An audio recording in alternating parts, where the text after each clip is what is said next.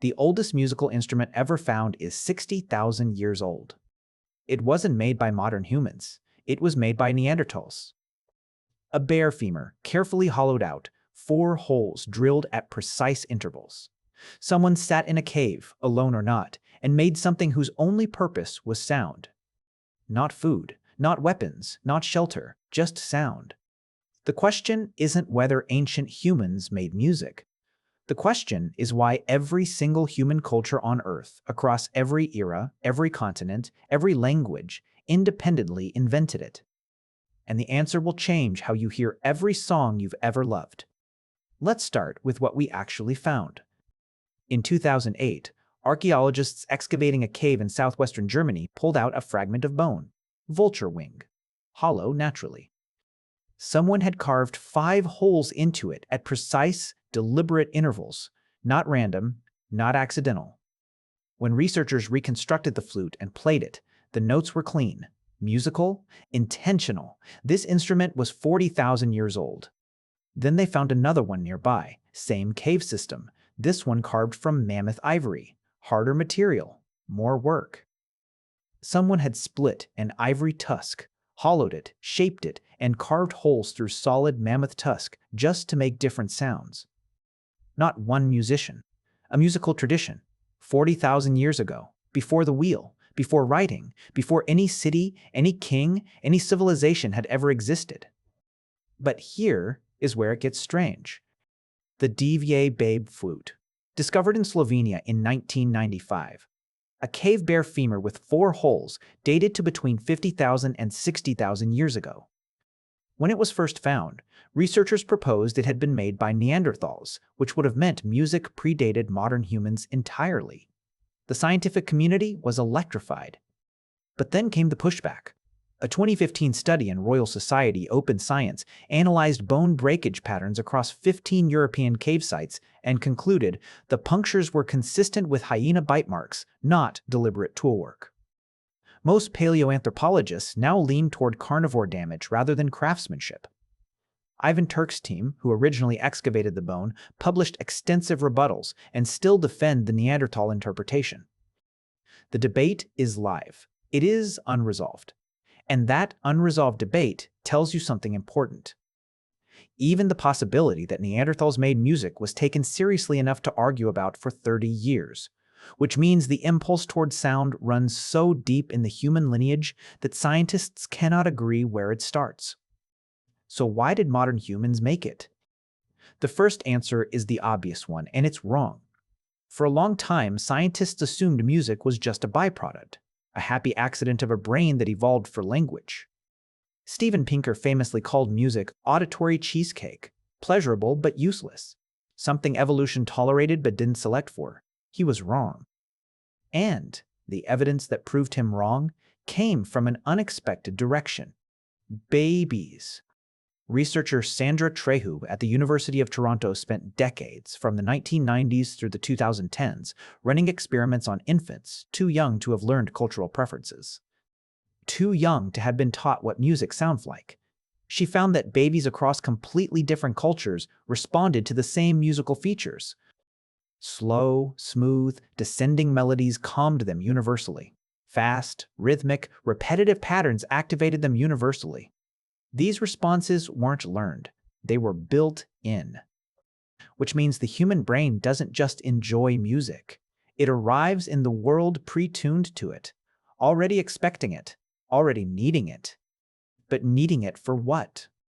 Anthropologist Robin Dunbar, whose 1996 book Grooming, Gossip, and the Evolution of Language first proposed that language replaced physical grooming as a social bonding mechanism, later extended that argument to music.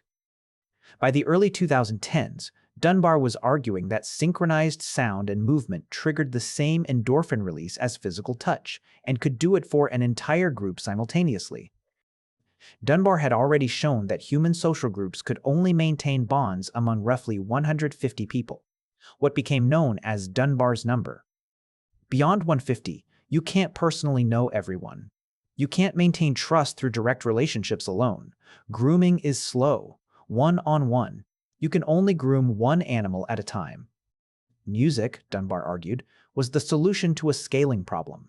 50 people singing together around a fire aren't just making noise. They are chemically bonding, their brains flooding with the same hormones released by physical contact. Music turned grooming into something that could hold a civilization together. And there is hard evidence for this. In 2010, Dunbar and colleagues at Oxford published a study on rowing teams, 12 rowers, comparing synchronized to solo training, measuring pain threshold as a proxy for endorphin release. This was Dunbar's own follow-up research rather than independent confirmation, worth noting, but the finding held up under scrutiny. Teams who trained in synchronized movement showed significantly higher pain tolerance than teams who trained identically but without synchronization. The rhythm itself changed their neurochemistry, made them more cohesive, more trusting, more willing to endure difficulty together.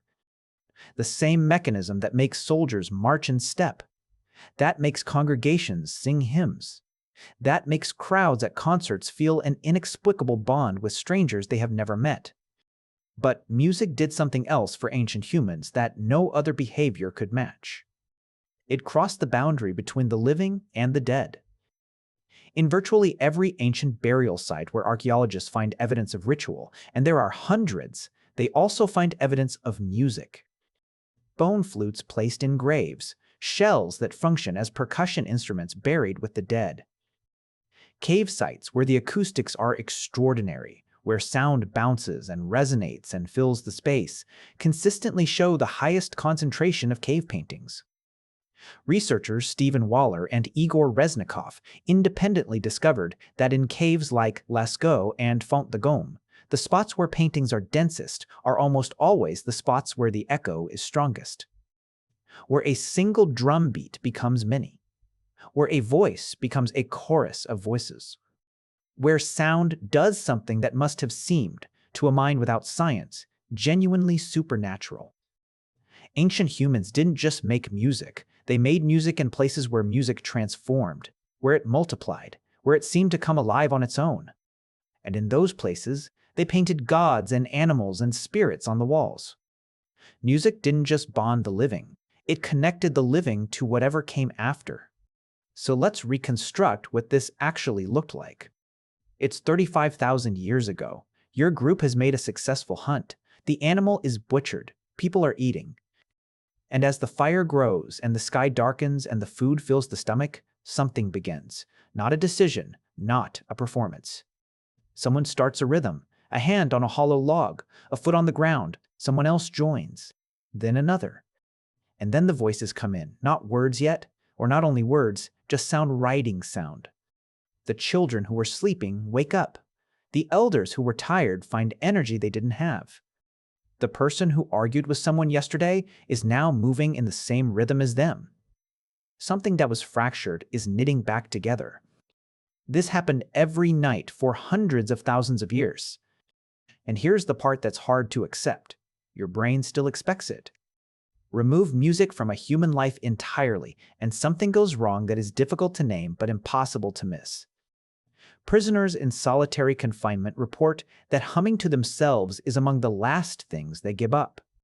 People with severe dementia who can no longer recognize their own children still respond to songs from their childhood. Music reaches parts of the brain that nothing else reaches, because it was there first, before language was fully formed, before abstract thought had fully arrived. Music was already doing the work of keeping humans human. The 40,000-year-old flute in that German cave wasn't a luxury. It wasn't entertainment. It wasn't art in the way we use that word now, something separate from life, something you consume. It was infrastructure, as essential to survival as fire and spears. Because a group that could synchronize emotionally could do things that a group of isolated individuals could never do. They could hold together through grief. They could coordinate in hunts. They could face the dark with something other than silence. We didn't invent music. We discovered that we needed it. And every human being born since then has arrived in the world already knowing that. Already feeling it in the first lullaby they heard before they could understand a single word. You didn't learn to love music. You remembered it.